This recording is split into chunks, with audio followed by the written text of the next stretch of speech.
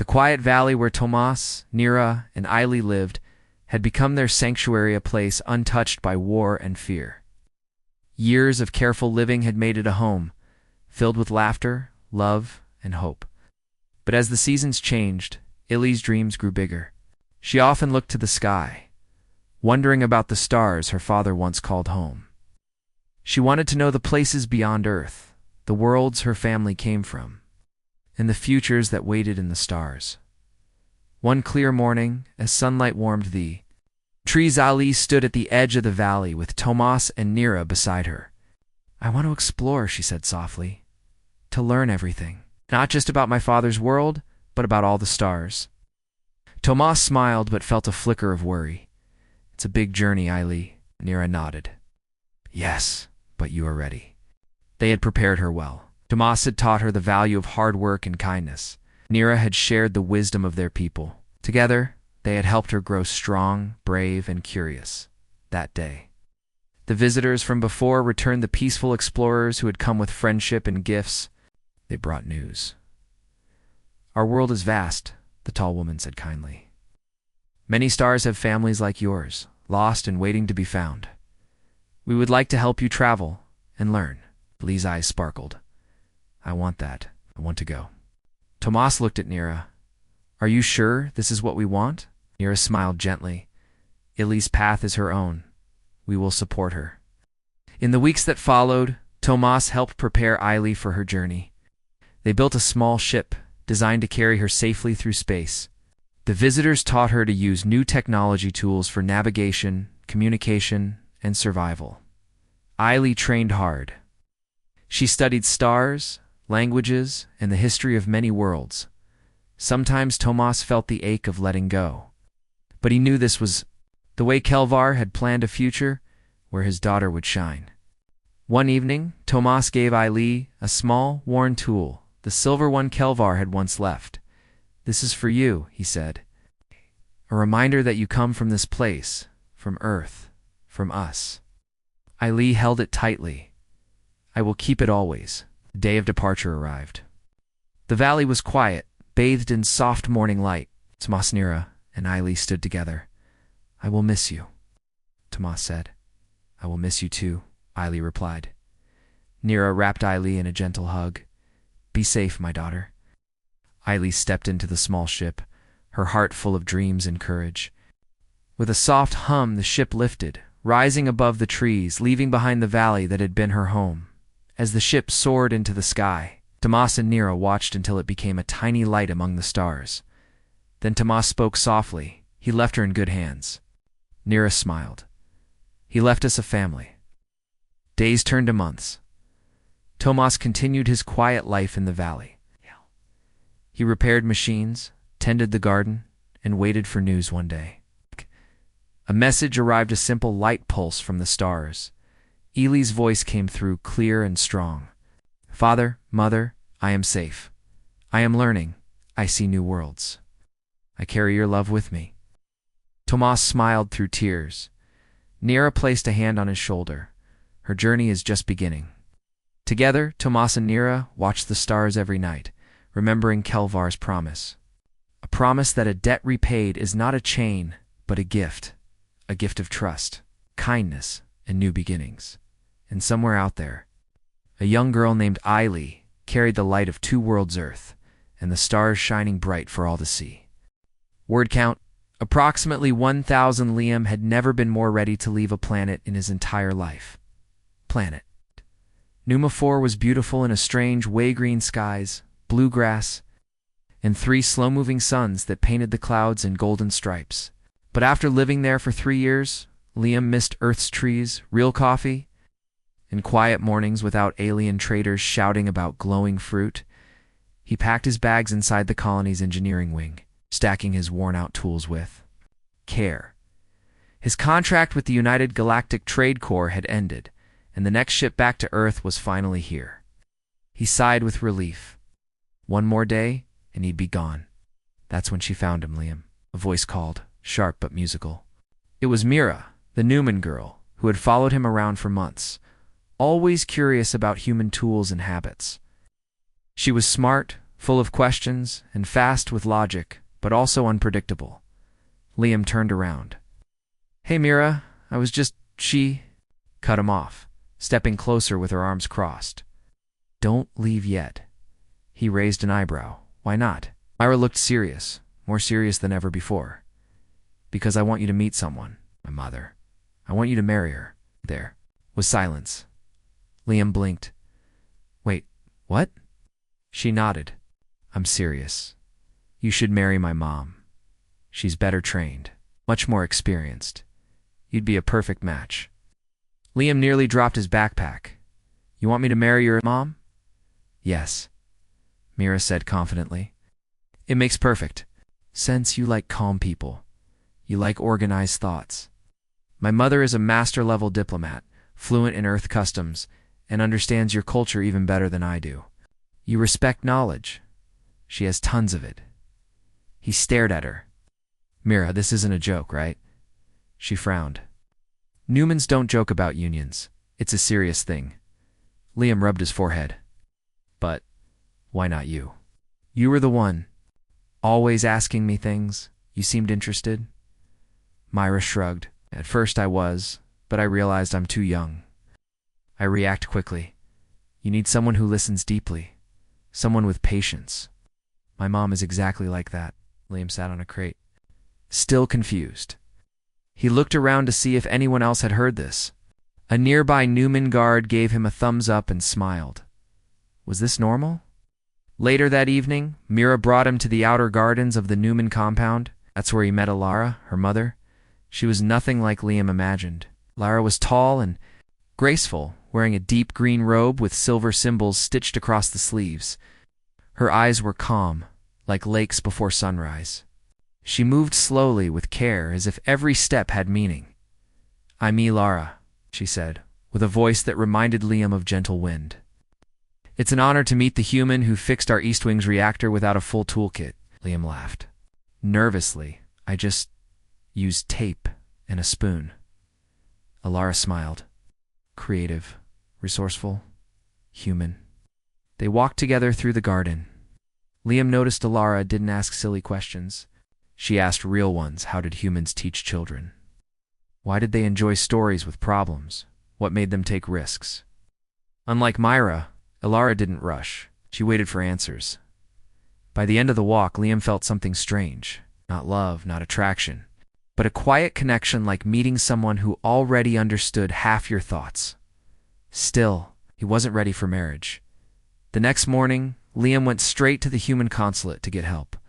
The building looked like a giant coffee machine.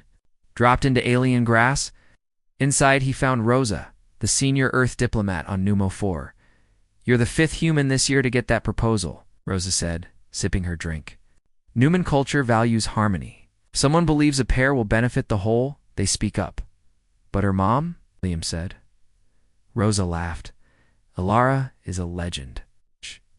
Do you know she helped build the first Newman-Earth treaty? She once saved Anne, Earth ambassador, during a sandstorm on Galvus 9. Liam blinked. "She never said any of that. She wouldn't," Rosa said. Liam leans more than she talks.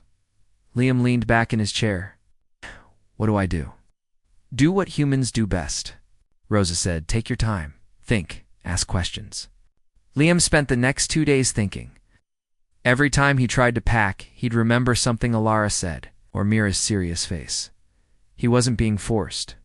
No one pressured him. But the offer stayed in his mind like a melody he couldn't stop. Humming.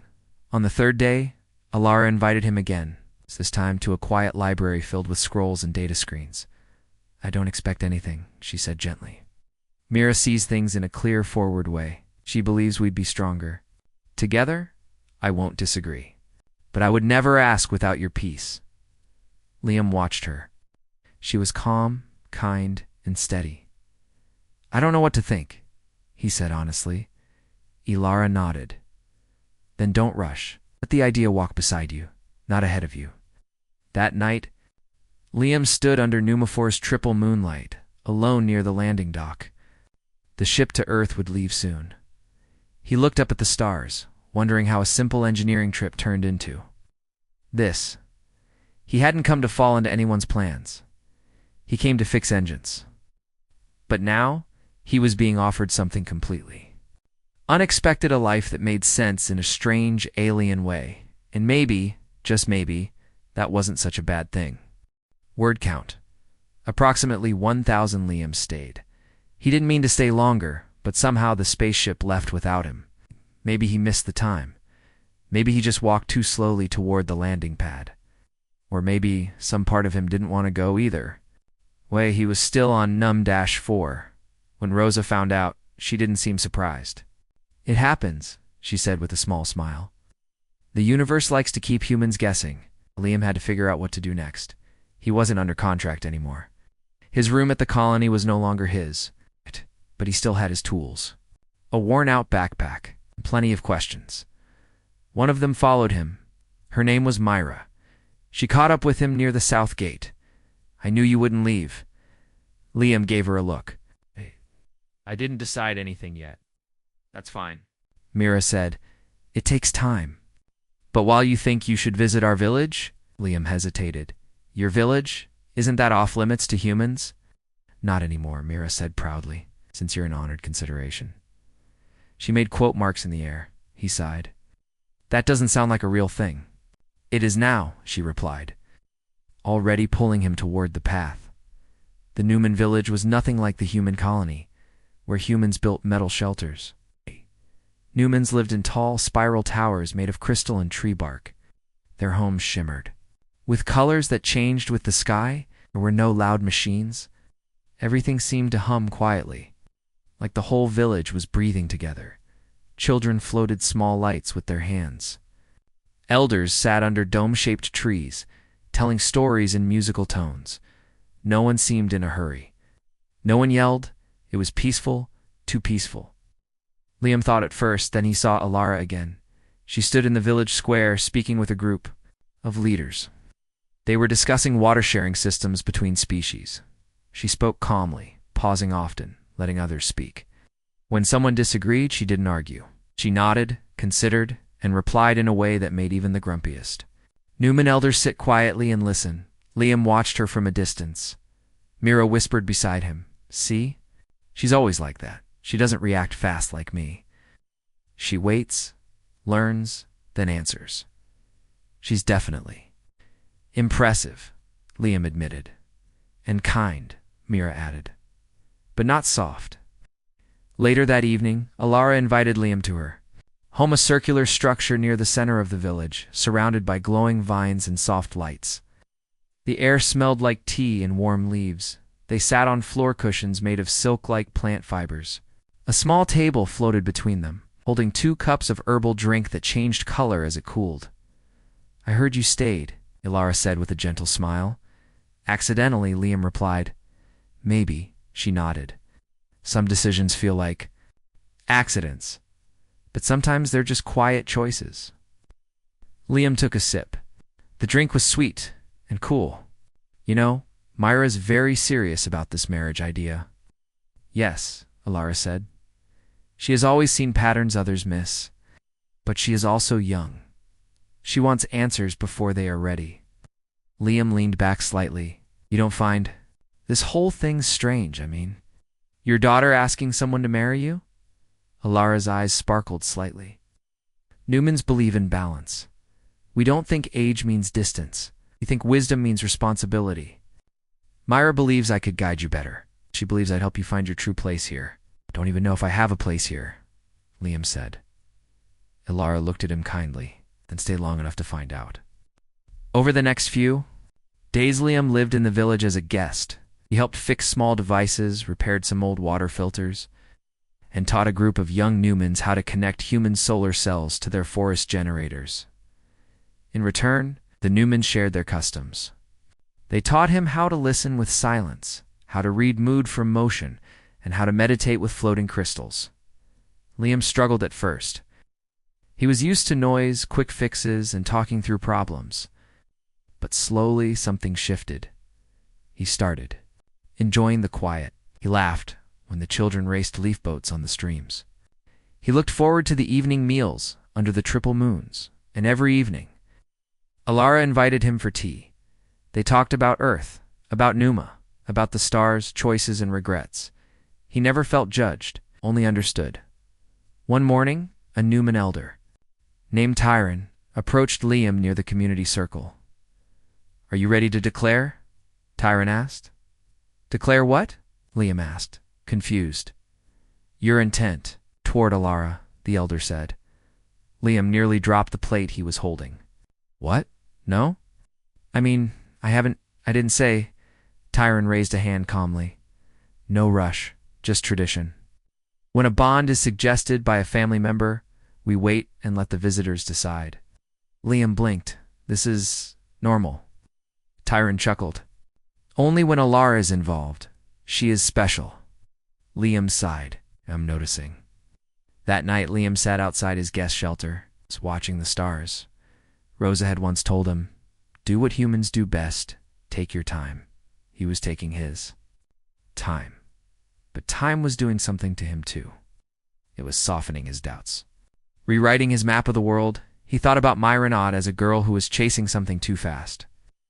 But as someone who saw things more clearly than most, she didn't beg him for attention. She simply pointed him towards someone who truly fit him and Alara. She never asked anything of him. She simply let him see who she was. The thought made Liam smile. Word count. Approximately 1,000. Liam woke up to a sound he hadn't heard in weeks, an alarm. It wasn't loud, but it was clear, like a soft chime echoing through the village air. He stepped out of his guest shelter and looked around. Several Newmans were already walking toward the main tower. They didn't run or panic. They moved like waves, calm, organized, flowing in one direction. Mira rushed up beside him. "Emergency council meeting. System failure at the outer relay towers. Power grid is unstable." Liam blinked. "Relay towers? The ones near the mountains?" It nodded. "They connect our communication links to the human colony. If those fall, we lose long-range contact." Liam grabbed his toolkit. "Why didn't the humans call for help?" Mira looked uneasy. "'Cause they think they can fix it alone." The human side of the colony was different from the Newman village in almost every way. Tall metal walls, blinking control panels, warning signs in bold letters. The smell of hot metal and engine oil filled the air. A familiar environment for Liam, but now it felt a little sharp. At the entrance, 2 Earth security officers blocked Mira from entering. One of them, a tall man with a tired face, recognized. "Liam, you still here?" he asked. Liam nodded. "I stayed a little longer." Oh. "Well, it's chaos in there," the man said. "Half the systems are glitching, and the chief engineer thinks the Newmans tampered with something." Myra's face tightened, but she said nothing. "They didn't tamper with anything," Liam said. "If anything, their tech might help." Guard shrugged. "Then good luck explaining that to the engineer." Inside the main control room, wires hung from open panels. Monitors flickered. Several engineers worked on repairs, typing and talking at once. In the middle stood Chief Nolan, a man in his 50s with short gray hair and an impatient expression. He noticed Liam and raised an eyebrow. "I thought you left." "Missed the ship," Liam replied. "Heard there was a problem with the relay towers." Nolan pointed to a wall screen showing static. 3 of the towers dropped offline, were flying half blind. "We think the local storms bent the antenna arms, or maybe there's a fault in the converter chips." Liam walked over and checked. "The readings. These converters are Newman-human hybrids. I helped install them last year. If they're damaged, we'll need Newman tools to calibrate the signal fields again." Nolan folded his arms. "So we're supposed to ask them for help?" Liam turned slowly. "They are our partners." "This is their planet. They're too soft," Nolan muttered. "Always talking and waiting. We need speed, not poetry." Mira, who had quietly followed Liam in, finally stepped forward. "Newman.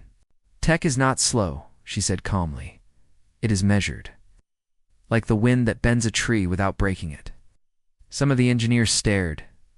Nolan scowled. "This is human business." Liam took a deep breath. "No, this is shared business. I trust her and her people to help." No. Nolan didn't respond, but he didn't stop them either, outside the colony. Liam and Myra traveled with a small group to the damaged towers. The journey took them through uneven hills, past glowing plants and sharp-edged rocks. The air crackled slightly, a sign that an interstellar storm might be approaching. At the first tower, the damage was clear. The antenna arm had bent sideways, and the converter socket was blackened at the edges. Mira knelt beside it, pulling out a smooth silver tool from her pouch. "We can fix this. But we need to align the field grids from both ends. That means someone has to climb up there." Liam smiled and rolled up his sleeves. "I've climbed worse." By nightfall, they had fixed 2 of the 3 towers. The final one was on a tall ridge, harder to reach. Clouds had started to gather in the sky. Flashes of light moved far in the distance. Not lightning, but plasma waves from the outer atmosphere. They had ours, maybe less. Liam sat beside Mira, drinking water from a small flask. "Your people could have ignored this," he said, "but you helped anyway." Mira looked thoughtful. "Lara says partnerships don't start with promises, they start with action." Liam nodded. "She's right." There was a short pause. "Do you still think I should marry her?" he asked with a small smile. Mira didn't laugh, just looked at him with steady eyes. "I don't think it anymore," she said. "I know it. Belong in quiet places, Liam. You like answers that come slowly. And you respect strength that doesn't shout." Liam didn't answer right away. He didn't need to. When they returned to the village, Lara was waiting at the gates. "You repaired the towers," she said softly. Liam nodded. "We had help," Alara smiled at her daughter. "I never doubted that." They walked together into the central garden, where the breeze carried the scent of soft flowers. Small lights floated in the air, Newman children, sending up glowing orbs for protection against the coming storm. Liam felt a strange calm, the same kind he'd felt sitting in Alara's home, walking through her quiet thoughts. "I don't know if I'm ready," he said honestly, "but I know I trust you, and I don't want to leave not yet." Ilara placed a hand over her heart, the Newman sign of respect.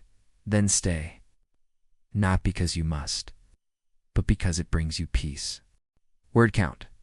Approximately 1,000. The sky above Numafor turned from gold to deep gray. Everyone in the village felt it.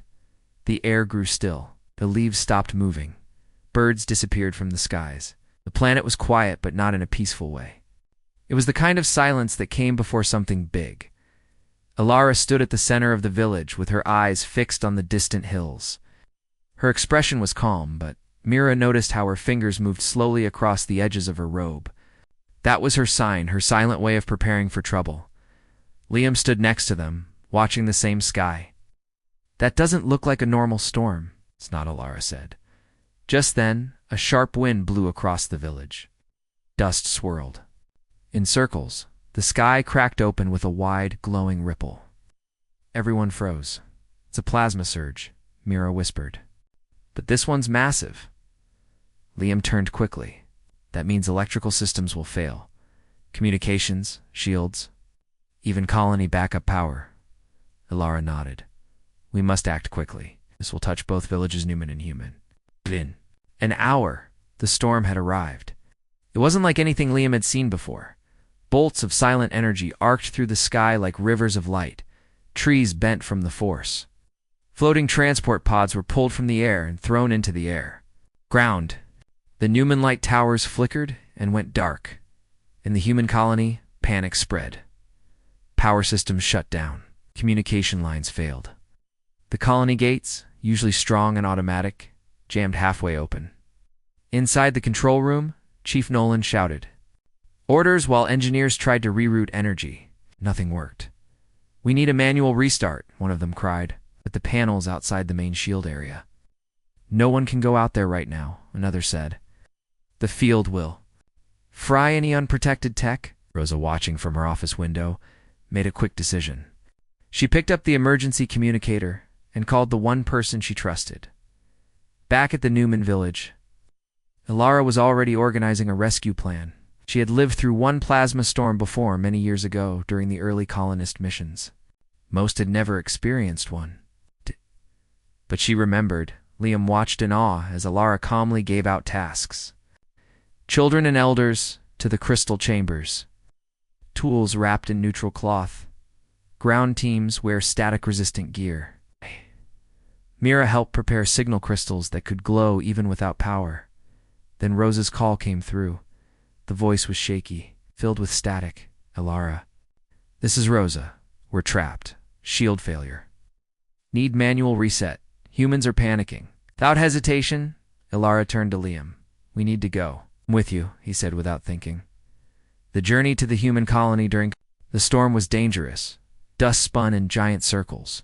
Stray energy bolts lit the air. Ilara and Liam wore dark shielding cloaks made from Newman silk and grounded fibers. Mira and 2 Newman scouts followed behind with emergency packs. Liam had never seen Ilara like this. She moved like a storm herself, steady, strong, and focused. No fear, just purpose. When they reached the colony, they saw the main gates half open. Sparks flew from the corners. Smoke rose from the tower.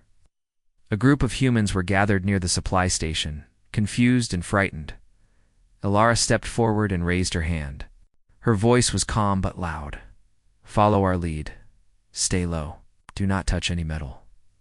People turned, surprised to see her. But her presence made them listen. Slowly, they obeyed. Liam rushed toward the control panel, guided by Mira. They found the manual restart box burned but not destroyed. With careful hands, Liam and Mira worked together, using Newman tools to bypass the shorted wires. Almost there, Liam said, sweat dripping from his forehead. A spark shot out, but Mira caught it. With a grounding rod, try now. Liam flipped the switch. A soft hum began to rise. Across the colony, lights flickered. Power returned, weak, but enough. Cheers rose in the air. Relief spread like sunlight. Later that night, after the storm had passed, the colony sat quiet again. The stars returned. The wind calmed. Inside the human command room, Chief Nolan stood speechless as Rosa explained what had happened. Ilara led the effort, Rosa said. She got our systems back online when no one else could. Nolan looked away. I judged them too fast. She never judged you back, Rosa replied. That's the difference. Outside, Liam sat under a tree near the Newman village. His clothes were dusty, but his heart was still full of energy. He stared up at the stars. Ilara joined him, her hands still slightly marked from the static burns. You saved a colony, he said. We saved each other, she replied. There was a long pause between them, a quiet, comfortable one. Liam looked at her. I understand now why Mira insisted. Ilara turned to him, curious. She said you were more experienced, better trained. I thought it was just words, but it wasn't. It was truth. Ilara smiled. Gently, Mira sees what others overlook. Liam nodded. So do you. As the sun rose the next morning, both villages Newman and human gathered near the ridge between them. It was a celebration, but not loud. It was peaceful. Children drew pictures in the sand. Elders shared fruit. Over broken tools and quick repairs, and Liam stood beside Ilara, no longer a guest, no longer unsure. He hadn't made any promises yet, but something had already begun. Not because of pressure, not because of tradition, but because trust was built. In silence and respect had grown in the storm. Word count. Approximately 1,000, the morning after the plasma storm passed. The sun rose softly over the hills of Numa 4. The sky was clear, but the air still carried the faint scent of smoke and burnt circuits. The village and the human colony were slowly waking up, returning to their usual rhythms after the night's chaos. Liam stood near the edge of the village, watching children play by the glowing streams. Their laughter was light, but the memories of the storm still hung heavy in his mind. He felt a hand gently rest on his shoulder. Turning, he saw Ilara standing beside him, her calm eyes watching the same children. Are you all right? She asked. Softly, Liam nodded. I'm ... thinking. Ilara smiled. Good. Thinking is always the first step. They sat down on a low stone bench, worn smooth by years of visitors. I know you're wondering about what comes next, Ilara said, looking at Liam with quiet understanding. He sighed. It's not easy. Came here expecting to fix machines and leave. Instead, I found myself caught in something much bigger. Ilara nodded. Life often does that. Liam looked at her. Lyra said you were better trained, much more experienced. At first, I thought she just meant skills or knowledge. But after last night, I see what she meant. Ilara's eyes softened. Experience is more than knowledge. It is patience. It is knowing when to act and when to wait. It is holding steady when everything around you is chaos. Liam took deep breath. And now, what do you want from me? Nothing that you don't want yourself, Ilara replied. What? Mira asked me to guide you because she cares. But I do not ask you to promise anything you're not ready for. He looked away for a moment, then back at her. I don't know if I'm ready for marriage, or for joining your world fully. Lara smiled kindly. Then don't rush. Let the future come at its own pace. That afternoon, Liam found Mira near the village garden. She was tending small glowing plants that hummed softly as she worked. Hey, Liam said, approaching. Mira looked up surprised. You came to find me. I wanted to thank you, Liam said, for pushing me to see your mother, for helping me understand. Mira smiled shyly. I just wanted you to see the truth. Sometimes it's easier to see from the outside. Liam sat down next to her. Do you ever regret it? Asking me to marry your mom? She laughed softly. No, but I worried you might think it was strange. Shook his head. I was confused at first, but now I see. You're wise for your age. Mira's eyes brightened. Thank you. They sat in silence for a moment, watching the soft glow. Of the garden lights, you know, Mira said suddenly. I've been thinking about what it means to be strong. I used to believe strength was about speed and power, but now I see it's about quiet courage. Liam nodded. That's something your mother has in abundance. Mira smiled. She taught me well. As the days passed, Liam spent more time. With Ilara, they talked about Earth and Numa, about their hopes and fears. She showed him ancient scrolls that told stories of old alliances and forgotten journeys. Liam shared tales of Earth's oceans, mountains, and simple pleasures. One evening, as the twin moons rose, Ilara took Liam to a hill overlooking the villages. Look, she said, pointing at the horizon where the lights of both human and Numan. Homes mixed. This is the beginning of something new, she said softly. A chance for us to learn from each other. Liam took her hand gently. I want to be part of that, but I need to know I'm doing the right thing. Ilara squeezed his hand. Doing the right thing often means trusting yourself. You don't need all the answers now, just the courage to move forward. The day of the ceremony arrived as simple. Gathering to mark Liam's choice, both Numan elders and human leaders came together in the village square. The air was filled with warmth and hope. Mira stood beside Ilara. Beaming, Liam felt a calm settle over him as he stepped forward. Ilara looked at him with steady eyes. Will you walk with me, Liam? Not because you must, but because you choose to build a future between our worlds. Liam smiled. Yes, I choose. As the villagers cheered softly, Liam realized that this union was more than a marriage. It was a promise, a bond of trust, respect, and hope. That night, under the shining stars of Numafor, Liam, Ilara, and Mira sat together. Liam raised his cup. Two new beginnings. Ilara and Mira smiled and raised theirs in return. And in that quiet moment, Liam knew he had found something he hadn't expected. A new home, a new family, and a new path forward. Word count. Approximately 1,000 the days after the ceremony were quiet but full of promise. Liam woke each morning in his new home, a small, curved house nestled between the glowing trees of the Numan village. He would look out the window to see the blue grass, shining under Numafor's suns, and feel the strange comfort of belonging.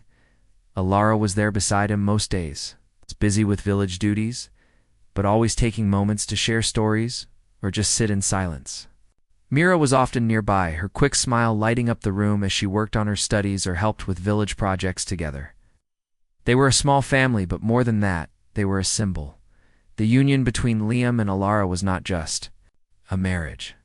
It became the foundation of a new alliance between humans and Numans on Numa 4. The two cultures, once cautious and separate, began to blend in small, beautiful ways. Human children learned to float tiny light orbs like the Numans. Numan elders listened with interest to tales of Earth's oceans and mountains.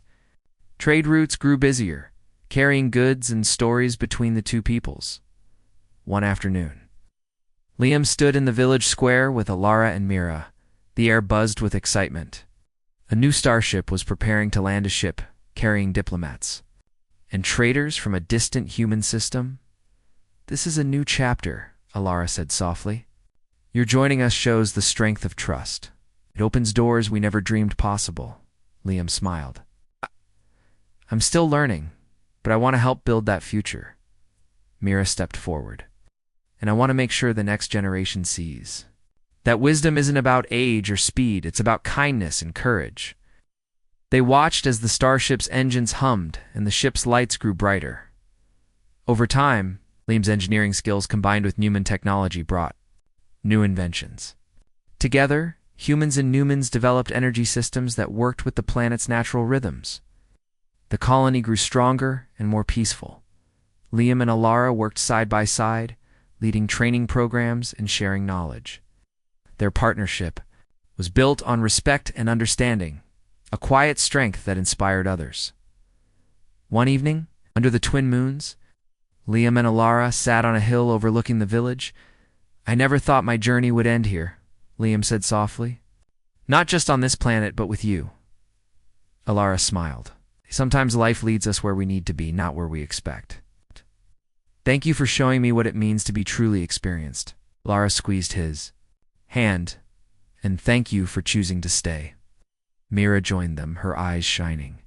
"You two make a great team," she said. "I'm proud." Liam laughed. "I owe a lot to you." Mira nodded. "And I'll keep pushing you both to be better." They sat together in silence, watching the stars shine bright over Enuma 4, the story of Liam. Alara and Mira became well known throughout the colony, a tale of unexpected connections, trust, and hope. It showed that strength comes in many forms, and that sometimes the best choices come from listening and learning in a galaxy full of challenges. Their bond was a reminder: unity is the strongest force of all.